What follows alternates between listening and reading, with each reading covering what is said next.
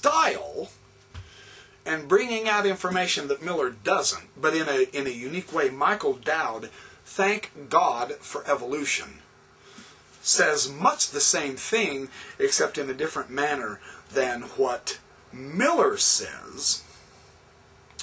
And I want to, I'll get into Dowd in a little bit, but right now let's get to the heart of the matter. I want to discuss why I believe Ken Miller has helped me understand two things, two very important things. Number one, Ken Miller has helped me understand the pure power of evolution. Look, folks, we have a basic, and I'll say basic, we have a basic grasp of how this natural world works. And, I mean, let's face it, science has taken enormously huge strides in helping us appreciate how the natural world works. We pretty much understand Newton's laws, F equals ma, force equals mass times acceleration. We understand Einstein's laws, the E equals mc squared, energy equals mass times the speed of light squared, and so on and so forth.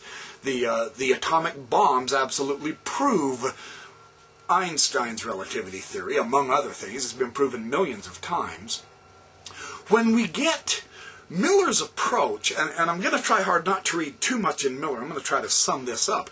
If you want me to, I will be glad to do some videos on some basic nuts and bolts on quantum physics and quantum mechanics. I have several books on that. It's one of the subjects that I've thoroughly enjoyed reading off and on through the years, just like I do with all the subjects I like.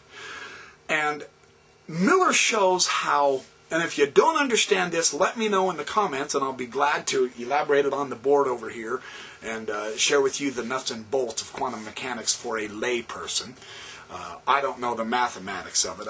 I've been studying math off and on for years, and the math of quantum physics is something else. It is beyond me, I promise. So, but that doesn't mean we can't understand it. In a nutshell, you remember that famous statement by Einstein?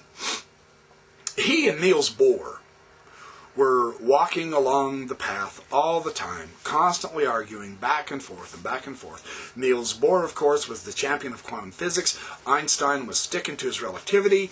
He could not accept some of the implications of quantum physics, even though they have been proven enormously through the years. The very fact that you're watching me on this video right now on your computer screen is proof that quantum physics works.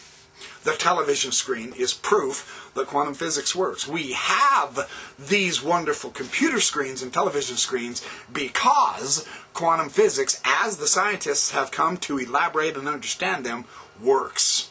Science works. That's all there is to it. Evolution works. Biology works. It really does.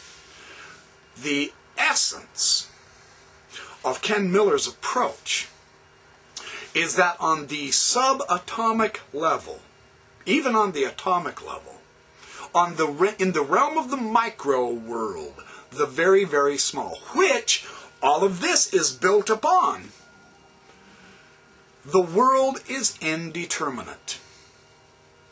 That is what Einstein could not tolerate. That's why he said God does not play dice. He could not fathom that. Bohr responded and said, who is Einstein to tell God what he can and can't do? I think that's a cute little response. But Bohr has a serious reason for saying that. We cannot know ultimate reality through science. It's not because of our limitations. It's not because we can't fine-tune our instruments even better. At the subatomic level, the world is literally indeterminate. If we focus in and find the position of an electron, we cannot understand its momentum. In other words, we can't tell what direction it's going to go off at. We cannot do that. If instead we focus on where the electron is going, if we focus on its momentum, we can never know exactly where its position is. On the subatomic level, there is no determined certainty. That's it in a nutshell.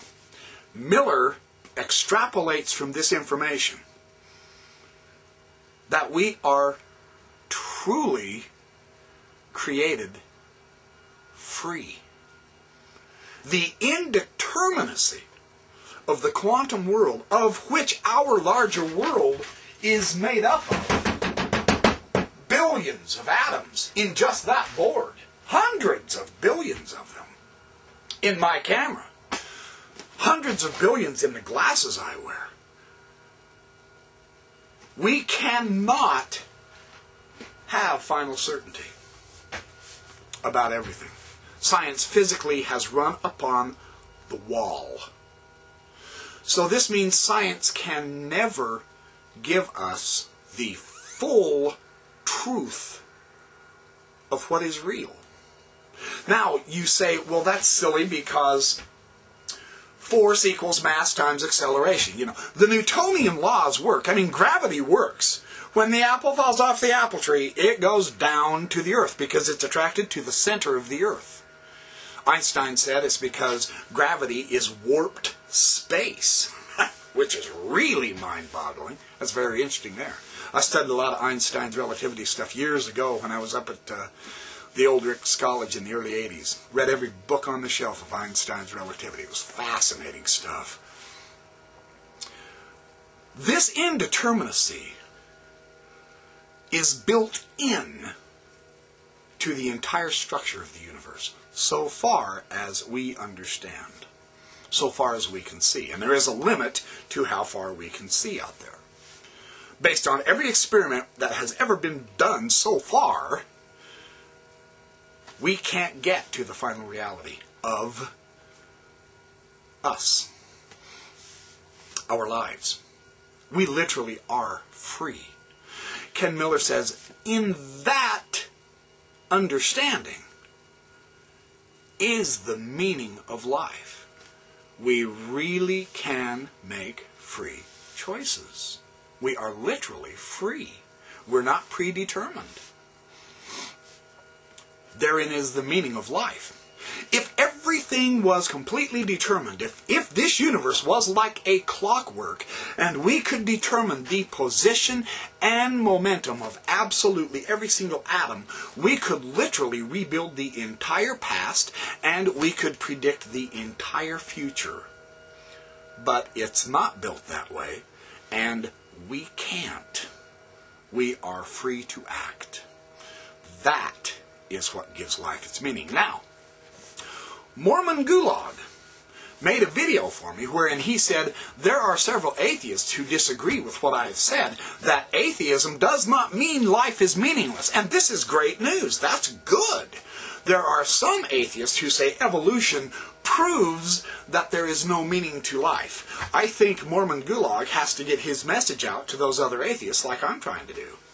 Evolution does not prove there is no God. Ken Miller's analysis is good. Evolution doesn't prove life is meaningless. My life is full of meaning. I've had a delightful life because I've decided, you know what? I'm going to be happy. I'm going to make the most out of my life. I'm going to do something good for someone absolutely every single day, and I'm going to be happier than I'll get out. You want to change your life perspective? Here's a free plug. Watch Oprah. You think I'm kidding? Her program on Pay It Forward profoundly moved me. We do have miracles in life. We just have to know where to see them. We have to understand how they work. Ken Miller helps us understand that. So I want to get into him. I've said that 20 times now already, and you guys are already saying, yeah, blah, blah, blah. Shut up and talk. Or shut up and read.